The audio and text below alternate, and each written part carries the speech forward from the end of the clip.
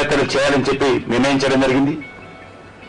అక్కడ ఉన్నటువంటి జిల్లా కలెక్టర్స్ దీనికి సంబంధించినటువంటి మరి కీలక పాత్ర పోషించాలని చెప్పి నిర్ణయం తీసుకొని ఆ జిల్లా లెవెల్లో కూడా కొంత యూత్ రిప్రజెంటేటివ్స్ తోటి మరి కోర్ కమిటీని ఏర్పాటు చేసి ముందుకు వెళ్తా ఉన్నారు. మరి మీకు అందరికీ తెలుసు, ఈ యొక్క పాదయాత్రల ద్వారా ప్రజలలో అనేక రకాల అవేర్నెస్ కార్యక్రమం, ముఖ్యంగా స్వచ్ఛ భారత్ ఏ రకంగా మరింత ముందుకు తీసుకెళ్ళాలి, ఏ రకంగా యూత్ ఈ స్వచ్ఛ భారత్ విషయంలో ముందుకు రావాలి. నేను ఇంతకుముందు చెప్పినట్టు మరి కేంద్ర ప్రభుత్వము తీసుకుంటున్నటువంటి ప్రజల సంక్షేమం కోసం తీసుకుంటున్నటువంటి అనేక సంక్షేమ కార్యక్రమాలు ప్రజలకు ఏ రకంగా తీసుకెళ్ళాలి. ఇందులో NCC, NSS, my Bharat volunteers కూడా మరి వాళ్ళు కూడా ఇందులో ఈ పాదయాత్రల్లో వాళ్ళు కూడా విద్యార్థులు, యువకులు పెద్ద ఎత్తున పాల్గొంటారు. అదేవిధంగా ప్రతిరోజు 8 నుంచి 10 కిలోమీటర్ల పాటు ఈ యొక్క పాదయాత్రలో మరి నిర్వహించాలని చెప్పి నిర్ణయించడం జరిగింది. దీంట్లో అక్కడ ఆ మధ్యలో ఉండేటువంటి విద్యా సంస్థలు, కాలేజీలకు సంబంధించినటువంటి విద్యార్థులు కూడా పాల్గొనే విధంగా అక్కడ విద్యాశాఖ కూడా చర్యలు తీసుకుంటుంది. ఆ రకంగా వీటితో కాకుండా retired IAS officers, retired IPS officers, అదేవిధంగా experts, sports, men and women, వీరు కూడా మరి సమాజంలో ఉన్నటువంటి ప్రముఖ వ్యక్తులు కూడా ఈ పాదయాత్రలో పాల్గొనే విధంగా ఈ జిల్లా కోర్ కమిటీలు వాళ్ళతో సంప్రదించి వాళ్ళందరినీ మోటివేట్ చేసి ఈ కార్యక్రమాన్ని ముందుకు తీసుకెళ్లేటువంటి ప్రయత్నం చేస్తారని చెప్పి ఈ సందర్భంగా మనవి చేస్తూ, ఈరోజు మనము ప్రధానమంత్రి గారు ఒక పిలుపునిచ్చారు. ఇది 1,00,000 మంది యూత్ మరి దేశానికి నేతృత్వం వహించడం కోసం సిద్ధంగా ఉండాలి. యంగ్ లీడర్స్ రావాలి. అంటే యంగ్ లీడర్స్ అంటే ఒక పొలిటికల్ గానే కాదు, తమ తమ ఫీల్డ్ లో నేతృత్వం వహించాలి. అది మీడియా ఫీల్డ్ కావచ్చు, లేకపోతే ఇండస్ట్రీ ఫీల్డ్ కావచ్చు, లేకపోతే ఉమెన్ వెల్ఫేర్ యాక్టివిటీ కావచ్చు, లేకపోతే మహిళా సాధికారత కోసం పనిచేసేటువంటి యాక్టివిటీలు కావచ్చు, సెల్ఫ్ హెల్ప్ గ్రూప్స్ కావచ్చు, అగ్రికల్చర్ సెక్టార్ కావచ్చు.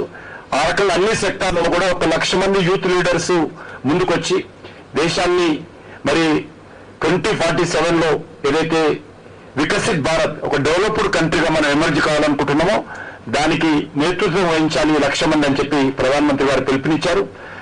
దాంట్లో భాగంగానే ఇదో ఒక సర్దార్ పటేల్ అంటే ముఖ్యంగా దేశంలో ఒక స్ఫూర్తి. మరి వారి యొక్క చొరవ కారణంగా ఈరోజు భారతదేశం ఒక సమగ్రంగా మనము అభివృద్ధి దిశలో ముందుకెళ్తా ఉన్నాం. మరి ఈరోజు మరి మనం చూస్తా ఉన్నాము, దీపావళి నుంచి దీనికి సంబంధించినటువంటి క్యాంపెయిన్ ప్లానింగ్ చేసి మరి అక్టోబర్ 31 నుంచి ఈ యొక్క యాత్రకు సంబంధించినటువంటి ప్లానింగ్ ఎదుగుతున్న జరపాలని చెప్పి నిర్ణయం తీసుకోవడం జరిగింది. ముఖ్యంగా నవంబర్ 26 ఏదైతే మనం జనరల్ గా కాన్స్టిట్యూషనల్ డే, రాజ్యాంగ దినోత్సవం జరుపుకుంటామో అది కూడా ఇందులో మరి రానున్న రోజుల్లో ఈ యొక్క కార్యక్రమంలో కీలక పాత్ర పోషించే విధంగా ప్రయత్నం జరుగుతుంది. ఫైనల్ గా సర్దార్ పటేల్ జన్మస్థానం అయినటువంటి కరమ్సద్ వారి జన్మించినటువంటి గ్రామము, అక్కడి నుంచి ఏదైతే స్టాచ్యూ ఆఫ్ యూనిటీ కేవడీలో ఏదైతే ఉందో 152 కిలోమీటర్లు ఒక నేషనల్ మార్చ్ అది జరుగుతుంది. ఆ మార్చ్కి అన్ని రాష్ట్రాల నుంచి, అన్ని జిల్లాల నుంచి మరి ఉత్సాహం ఉన్నటువంటి ప్రతి ఒక్కరిని కూడా ఆ మార్చిలో పాల్గొనే విధంగా మరి ఫైనల్ కార్యక్రమం ఉండే విధంగా ప్లాన్ చేస్తా ఉన్నారు. ఇది పూర్తిగా కేంద్ర ప్రభుత్వము, వివిధ రాష్ట్ర ప్రభుత్వాలు సమన్వయంతో ఈ కార్యక్రమాన్ని నిర్వహించి మరి దేశం యొక్క సమగ్రత, సమైక్యత, దేశం యొక్క అభివృద్ధి, దేశం యొక్క సాధికారత ఇవన్నిటి విషయంలో కూడా ముందుకు తీసుకెళ్లే విధంగా చర్యలు తీసుకుంటున్నాం. దీంట్లో ప్రధానంగా మనము మరి ఆయా జిల్లాలలో ఏవైతే ఉత్పత్తులు ఉన్నాయో vocal for local Atmanirbhar Bharat స్ఫూర్తి కూడా ఇందులో పొందుపరిచి అన్ని జిల్లా కమిటీలు కూడా దీనిపై చర్చించాలని చెప్పి నిర్ణయం తీసుకోవడం జరిగింది. అదేవిధంగా ఈరోజు మనం చూస్తా ఉన్నాము సర్దార్ పటేల్ ఏ రకంగానైతే దేశాన్ని ఏకం చేయడం జరిగిందో మరి ఆ విషయాల్లో కూడా మరి ఈరోజు ముఖ్యంగా ఒక నోడల్ మినిస్ట్రీగా స్పోర్ట్స్ అండ్ యూత్ మినిస్ట్రీ ఈ యొక్క బాధ్యత తీసుకొని ముందుకెళ్తా ఉంది.